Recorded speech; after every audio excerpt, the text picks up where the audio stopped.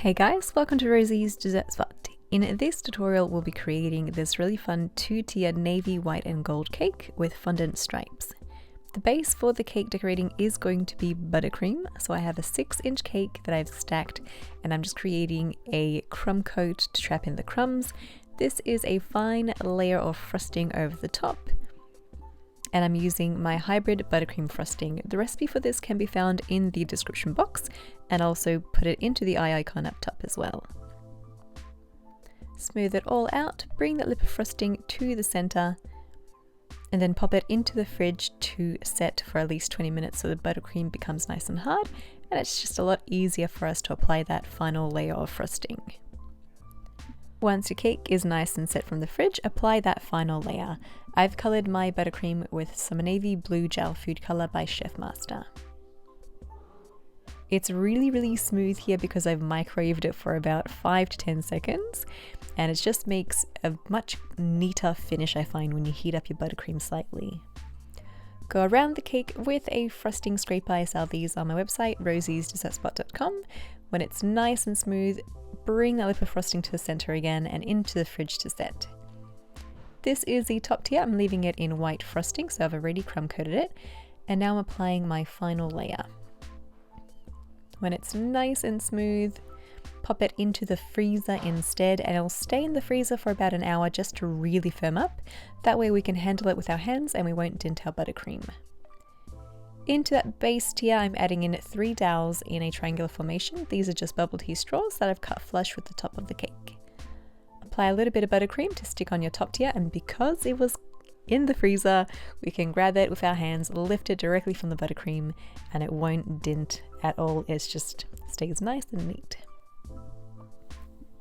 Pop it into the fridge, and in the meantime we'll cut out our fondant strips.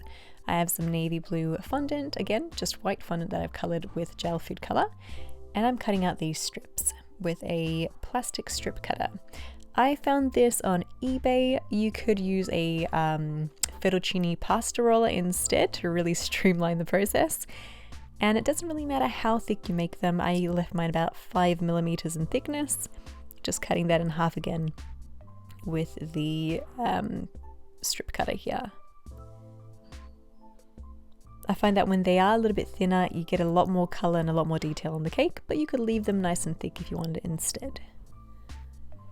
Do the same for some white fondant, and then also for some gold fondant. To make gold fondant, you're going to need some gold edible luster dust and some gold gel food colour. Colour your fondant gold with that gel food colour and then roll it out and repeat the steps. Only this time we are adding a little bit of vegetable shortening over the surface of the whole layer, and this is going to work as our glue to stick on our edible luster dust. Tap it on and then use a blush brush just to move it around and just pounce all over until it's all covered.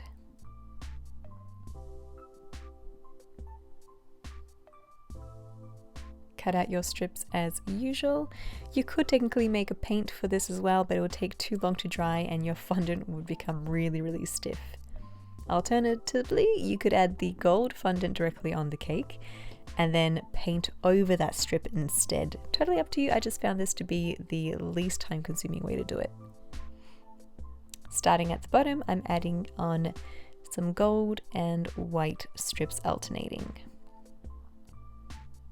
Attach them on with a little bit of water so that they stick to your cake. And notice I've cut them all different lengths. I really wanted them to be kind of jagged looking in that sense. I feel like it gave it a bit more of a dynamic look. Kind of reminds me of sound waves in a way, where it starts really long in the middle and then it kind of dies out a little on either side. So it's kind of like a mountain but upside down. If you are enjoying this cake decorating tutorial, feel free to subscribe. We do upload new content every week. I might also add here, if it starts to become a little bit lopsided or chunky looking, grab a scraper and just sort of gently press along the outer edge to help it look nice and straight again. following the same steps here for the top tier, but now alternating with navy, blue and gold. This design can also be replicated on a completely fondant covered cake. You would follow the same steps again and water to stick them on. After you've done, you can apply your edible decorations or some flowers instead. I've chosen to add in some blue plastic or paper flowers with plastic stems.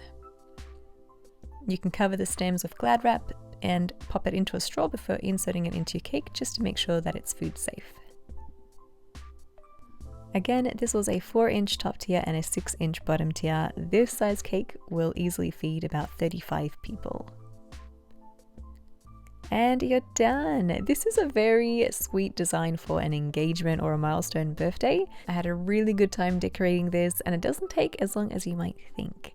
Hope you guys enjoyed this video and give it a go. If you do, hashtag Rosie's Dessert Spot so I can see your awesome creation as well.